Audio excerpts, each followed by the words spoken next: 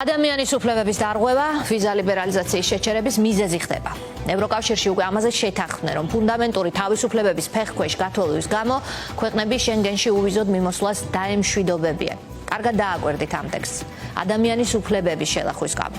ახალი კრიტერიუმები უვიზო მიმოსვლის შეჩერების განსახილველ მექანიზმში შევა, რომელსაც ევროპულმა საბჭომ და ევროპარლამენტმა უკვე აუნთო მწვანე შუქი, ვიზა ლიბერალიზაციის შეჩერების მექანიზმის ამოქმედების ახალი საფუძველი პირდაპირ პასუხობს სამწუხაროდ საქართველოში არსებულ ვითარებას, ადამიანის უფლებების მასშტაბურ ხელყოფას, სისტემურ წამებას და რეპრესიებს, მიუხედავად იმისა, რომ აი ახლა მთელი დღის განმავლობაში არაფერს აკეთებენ ოცნების ლიდერები იმის გარდა, რომ ვინმე სხვას დააბრალონ ეს ყველაფერი საგარეო კურსის ცვლილების მიუხედავად ჯიუტად ცდილობენ პროპაგანდის მანქანის ამუშავებას და ვინმე სხვა ობიექტის მოძებნას, ვისაც ეს ყველაფერი დაბრალდება. იცით რომ მამუკა ხაზარაძე ამ საფუძვლით ხავს დაბარებული წულუკიანს მეორედ კომისიაზე. რა ხდება სინამდვილეში? თამარ ნუცუბიძე, ევროსკოპის რედაქტორი, ჩაგურთება სტრასბურგიდან. მოგესალმებით თამარ, მადლობა გადაცემაში ჩართვისთვის. მოდი ძალიან მნიშვნელოვანია პირველ რიგში ინფორმაციას დავეციოთ, რაზე შეთანხმდა ევროკავშირი და რატომ არის ეს მორიგი განგაშის სიგნალი საქართველოსთვის? საღამო მშვიდობის, მოდით ხო მაყურებლისთვის რომ მარტივად აღსაქმელი და გასაგები იყოს, მივყვეთ იმ პროცედურებს, რაც უკვე გაიარა ევროსტრუქტურებმა, სწორედ უვიზო მიმოსვლის შეჩერების მექანიზმის ახალ კორექტირებულ ვერსიასთან დაკავშირებით და რა ელის. დაახლოებით 1 წლის წინ ევროკომისია შევიდა როგორც ევროპულ საბჭოში, ასევე საკანონმდებლო ორგანოში, ევროპარლამენტში შეთავაზებით საკანონმდებლო ინიციატივით, რომ იყოს გადახედული ეს შეჩერების მექანიზმი და გაცილებით გამარტივდეს. არგუმენტაცია არის ის, რომ გეოპოლიტიკური ვითარება ისეთია, რომ ევროკავშირს ახლა ჭირდება უფრო მეტად დაცული იყოს და უსაფრთხოება თავისი მოქალაქეების იყოს უზრუნველყოფილი. ამის შემდეგ უკვე მეორე ნაბიჯი გადაიდგა დღეს და იქნა მიღწეული შეთანხმება სწორედ ევროპულ საბჭოსა და ევროპარლამენტს შორის იმასთან დაკავშირებით, რომ გამარტივდეს უვიზო მიმოსვლის შეჩერების მექანიზმისთვის მოთხოვნები. ახლა ბოლო ნაბიჯი რჩება, ეს არის ის, რომ უკვე ევროპარლამენტმა კენჭისყრაზე უნდა უყაროს კენჭი ამ შესწორებულ დამატებულ კანონს, ასე წერს ყოველ შემთხვევაში თავმჯდომარე ქვეყანა პოლონეთი და თავის მხრივ ევროპულ საბჭოშიც უნდა მიიღოს საბოლოო, ანუ დასტური გადაწყვეტილება და თანხმობა გამარტივებულ შეჩერების მექანიზმთან დაკავშირებით, რაც შეეხება ევროპარლამენტს, აქ ვარაუდობენ, რომ კენჭისყრაზე ამ საკითხს გაიტანენ ივლისში, 7-10 ივლისი არის ბოლო პლენარული სხდომა მიმდინარე პოლიტიკურ წელს, ჯერჯერობით უცნობი არის საბჭო როდის მიიღებს ამ გადაწყვეტილებას და ადრეც პრინციპში ვარაუდობდნენ, როდესაც კომისია შევიდა ამ წინადადებით, ვარაუდი იყო, რომ ძალაში ეს გადახედილი მექანიზმი უკვე უნდა შევიდეს შემოდგომაზე. კონკრეტულად, რა თქმა უნდა, თარიღები არ გვაქვს. ეს რაც შეეხება პროცედურას. თამარ, ესე იგი, ჩვენ ვადებს რაც შეეხება საქართველოს მოქალაქეებს აინტერესებს ეს ვადები პირველ რიგში, იმიტომ რომ უვიზო მიმოსვლა არის სიკეთე, რომელიც ყველას ეხება, ხომ? ეს მექანიზმი, რომ ადამიანის უფლებების დარღვევა თუ ჩაითვლება საგანგაშო სიგნალად იმ ქვეყანაში, მაგალითად საქართველოში, ეს ნებისმიერ ქვეყანას აძლევს უფლებას, რომ აამუშაოს ეს მექანიზმი, რომელიც ახლა შეთანხმებულია და ამ მექანიზმის საფუძველზე მოითხოვოს მათთვის უვიზოს შეჩერება, მაგრამ ეს რომც იყოს ასე სამწუხაროდ შემოდგომამდე მაინც არ მოხდება.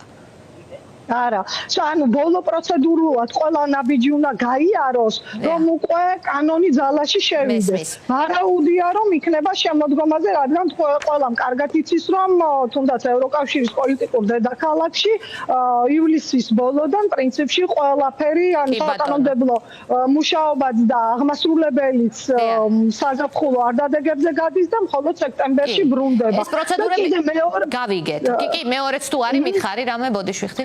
არა, პირიქით, ანუ მეორე უკვე კონტექსტს ეხებოდა. ახლა მინდა გვიკითხო ზუსტად კონტექსტზე, იმიტომ რომ დილიდან, რასაც ჩვენ გვიმეორებენ აქ საქართველოში, არის ღალატის მუხს ახსენებენ საზოგადოებას და ისვრიან ოპოზიციისკენ ისრებს, რომ თითქოს ამ ხალხმა დააზიანა რამე ევროპაში, ევროპის გზაზე და თითქოს თუ რამე ცუდი მოხდება ევროპის გზაზე, ჩვენ საგარეო მმართველს, ეს თითქოს არის ვიღაცის ბრალი და არა მათი ბრალი. სინამდვილეში ეს მექანიზმიც, რომ თუ იმ შემთხვევაში თუ ეს იქნება გამოყენებული, ვისი ბრალი იქნება ეს ყველაფერი ასე თუ მოხდა. მე ძალიან მიამიტურ კითხვას ვსვამ თითქოს, მაგრამ იმდენად მძლავრია პროპაგანდის მანქანა, რომ ფიქრობ ამის განმარტება აუცილებელია. ერთი მე უკვე ვახსენე, რომ ერთ-ერთი ძირითადი არგუმენტი, რის გამოც ევროკომისიამ ეს საკანონმდებლო ინიციატივა შემოიტანა, არის გეოპოლიტიკური ვითარება. და ამ გეოპოლიტიკურ ვითარებაში ჩვენ ყველა ვხედავთ რუსეთის აგრესიულ ქმედებებს, რომელიც ყველამ უკვე კარგად იცის, რომ უკრაინაზეც არ გაჩერდება და ძალიან ბუნებრივია, რომ ევროკავშირს არ სურს თავის გარშემო ეგრეთ წოდებული რუხი ზონები. გარდა ამისა, ევროკავშირის მიზანია და ეს დაკვეთა ევროკავშირის მოქალაქეებისგან მოდის, რომ ამ ტურბულენტურ გეოპოლიტიკურ ვითარებაში ყველა ისინი იყვნენ დაცული. იმის გათვალისწინებით, რომ ევროკავშირი არის ღია და ყველა ქვეყანა, ვინც ევროკავშირის ფასეულობებს იზიარებს, ევროკავშირი მზად არის საზღვარიც გაუხსნას და პირიქით ძალიან კარგადაც მიიღოს, მაგრამ ამავდროულად ევროკავშირს სურს თავის დაცვა და ასევე ევროკავშირის ფასეულობაში შედის ისიც, რომ უნდა მოხდეს თუნდაც დემოკრატიის გავრცელება და არა პირიქით.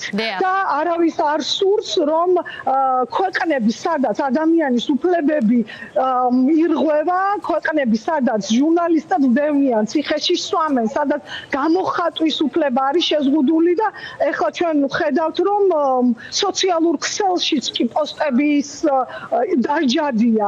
ანუ ეს თვითონ ფასეულობრივად მიუღებელია ევროკავშირისთვის და ძალიან ბუნებრივია, რომ შესაძლო არის შეხება მოხდეს, ანუ შეეხოს საქართველოს სწორედ ამ კუთხით და საქართველოს, ანუ ქართველი ხალხი აქ არაფერს შუაში არ არის, რა თქმა უნდა, საქართველოს რომ გაეგრძელებინა ევროინტეგრაცია, დემოკრატიული რეფორმების გატარება, ყოფილიყო დაცული ყველას უფლება, საერთოდ დღის წესრიგში საქართველოს არ დადგებოდა.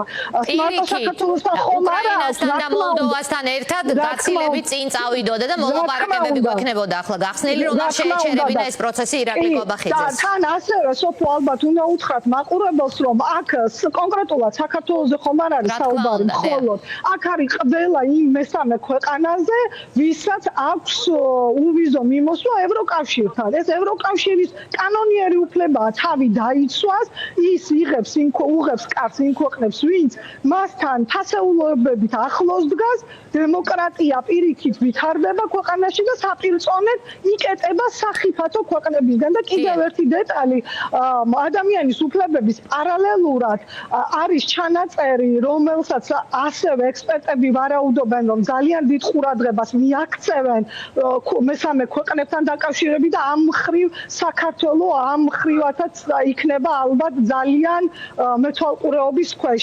ანუ ევროკავშირი ამბობს, რომ თუ კი ქვეყანასთან აქვს უვიზო მიმოსვლა, ძალიან აქტიურად დააკვირდება მას, ვისთან აქვს უვიზო მიმოსვლა. და თუ ჩვენ გავითვალისწინებთ ბოლო პერიოდში ვისთან გახსნა საქართველოს უვიზო მიმოსვლა, იმ ქვეყნებთან, ვისგანაც პირიქით ევროკავშირი იკეტება, ეს არათუ პლუსი იქნება თუნდაც ამ кейსში გადახედვის ან თუ კი რომელიმე ქვეყანამ დააყენა საკითხი, რომ მისი აზრით უნდა შეუჩერდეს საქართველოს უვიზო მიმოსვლა, პირიქით ეს კიდევ ერთი არგუმენტი იქნება და ძალიან მყარი არგუმენტი, რომ საქართველოს კარი გაუხსნა სწორედ ევროკავშირისთვის მიუღებელ ქვეყნებს. და თითქმის არ დაგვრჩა დრო, ძალიან მოკლედ მინდა კითხოთ ამ მზია ამაღლობელის შესახებ ხვალ დებატებია და საგანგებო რეზოლუცია სტრასბურგში, სადაც შენ ხარ. ამაზე რა ვიცით? ესეც რომ მითხრა და ეს ძალიან ცხადად აჩენს კონტექსტს, რა ჭრილში განიხილება საქართველოს, ახლა როცა ევროპარლამენტი თითქოს ჩალისფასი რომ აქვს მას რეზოლუციებს აქ როგორც გვეუბნებიან და ევროპის საბჭო შეთანხმდნენ, ევროკავშირის საბჭო შეთანხმდნენ ამ მექანიზმის ამუშავებაზე, საქართველოს რა თემითაა დღის წესრიგში მან თქვალ? კი და ის რომ ძალიან ყურადღებით და ძალიან მნიშვნელოვანი არის ევროპული ევროკავშირის საკანონმდებლო ორგანოსთვის საქართველოს მოწმობს იმას რომ მაგალითად ხვალ არის უკვე დებატები და დღეს რომ მოვიკითხე მინდოდა მაინც გამერკვია და თვალი გადამევლო თუ იყო უკვე მზად ეგრეთ წოდებული დრაფტი და სხვადასხვა პოლიტიკურ ჯგუფში მითხრეს რომ ამ დრომდე მიდის მუშაობა ტექსტზე ანუ რამდენად მნიშვნელოვანია რომ დისკუსია წინა დღესაც ჯერჯერობით კიდევ გრძელდება და კიდევ ერთი ამბავი რაც ევროსკოპმა შეიტყო სანამ დაიწყება დებატები მზია ამაღლობელზე დეპუტატები გეგმავენ რომ სწორედ აი აქ პრეს ზონაში ხვალ 12 საათისთვის ერთგვარი აქცია პერფორმანსივით გამართონ თავარი ლოზუნგი იქნება თავისუფლება მზიას და რომ ევროპელი კანონმდებლები ქართული ხალხის გვერდით დგანან და ისინი მე როგორც ვიცი იქნებიან ფოტოებით წარმოდგენილი და კიდევ დამატებით ანუ დებატებთან დამატებით ასე დაუჭერენ მხარს თავისუფალ მედია საქართველოში და მოითხოვენ მზიას გათავისუფლებას. დიდი მადლობა თამარ ნოცუბიძეს და ევროსკოპს, რომელიც ასე თანმიმდევრულად აშუქებს მოვლენებს ევროპიდან. მადლობა.